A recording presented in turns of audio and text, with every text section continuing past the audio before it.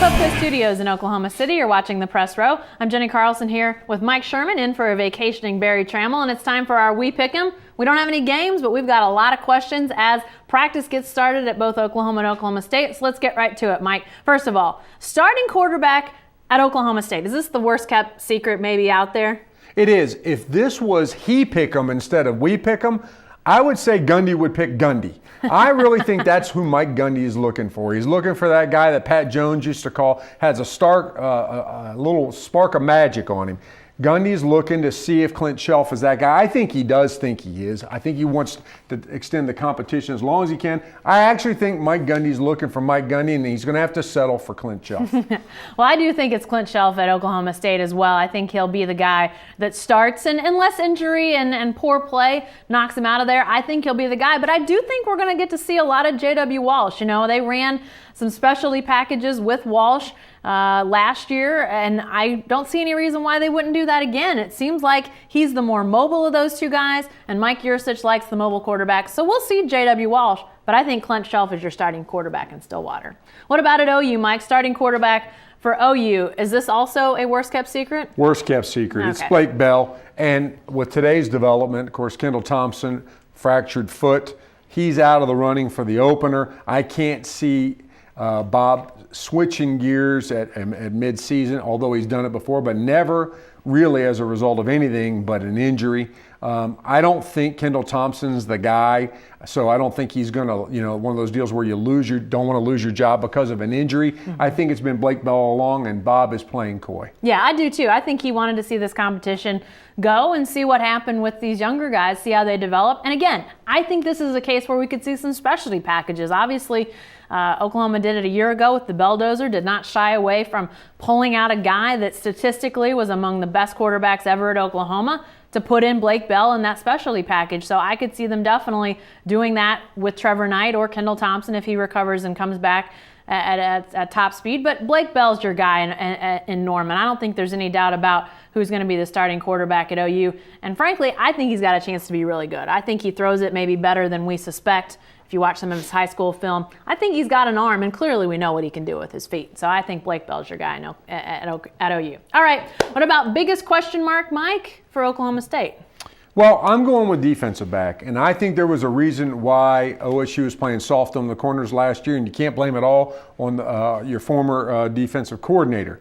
I think he knew that they didn't want to get him overthrown or thrown over, beat deep. So now Mike Gundy has thrown down the gauntlet and said, hey, we're not going to play soft anymore. I got tired of watching a guy run for 7 yards on 3rd and 7 or 3rd and 6 or whatever he said.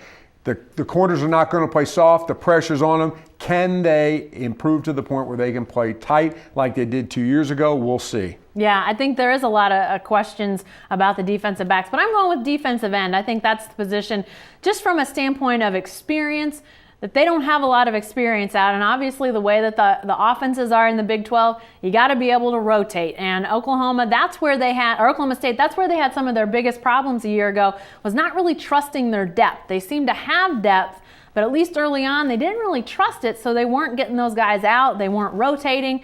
So can these young guys, especially at defensive end, give them reason to believe that they can go ahead and sub in and out and not lose quality on the ends? That's going to be a big question for those D ends as this season gets cracking. All right, for the Sooners, Mike, biggest question mark for OU. What is it? I think we're going to be close here. I'm going to say the defensive line, but my focus might not be as much on the defensive tackle as most people would think. I do think they're going to have trouble figuring out who plays there, but it's not in the Big 12.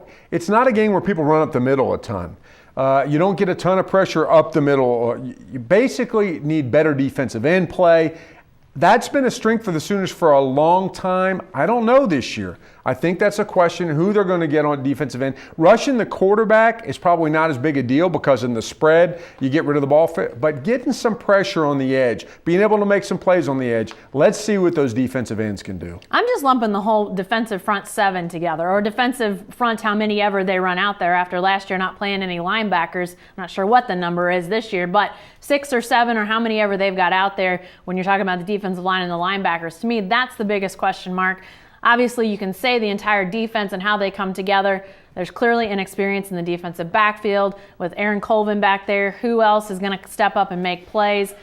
But to me, there's a lot of inexperience on the defensive front and a lot more emphasis on what those guys are doing, specifically linebackers. Linebackers didn't play well enough last year to be on the field all the time, and now they're supposed to be counted on. To me, that's a big question mark. All right, lastly, Mike, of the coaches at OU and OSU, who's the coach most under the microscope? I'm going with Mike Stoops. I mean, he was brought in as a panacea, a savior to fix the defense. We had I Like Mike on the cover of our football section. I think everybody did like Mike until they started playing teams like West Virginia and Baylor and getting burned like crazy.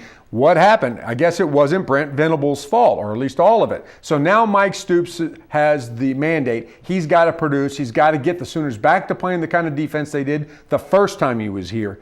And that's no small order. He's under the microscope for that reason. I think he is under the microscope. I'm going to go with Glenn Spencer on this one. I think he's definitely under the microscope. When you talk about expectations at Oklahoma State, I mean, this is supposed to be a championship type of team for the Cowboys, contenders for the Big 12 championship, favorites for the Big 12 championship, and really the big question is what can the defense do to help the offense? Last year, it wasn't enough. Can they get back to that level that they had 2 years ago when they won the Big 12 championship? I wrote about this about a week ago.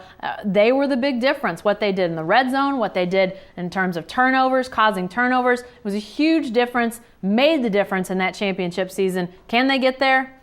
Glenn Spencer and his defense are under the microscope to figure that one out. And be sure to stay with the best coverage team anywhere at newsok.com and every day in the Oklahoman.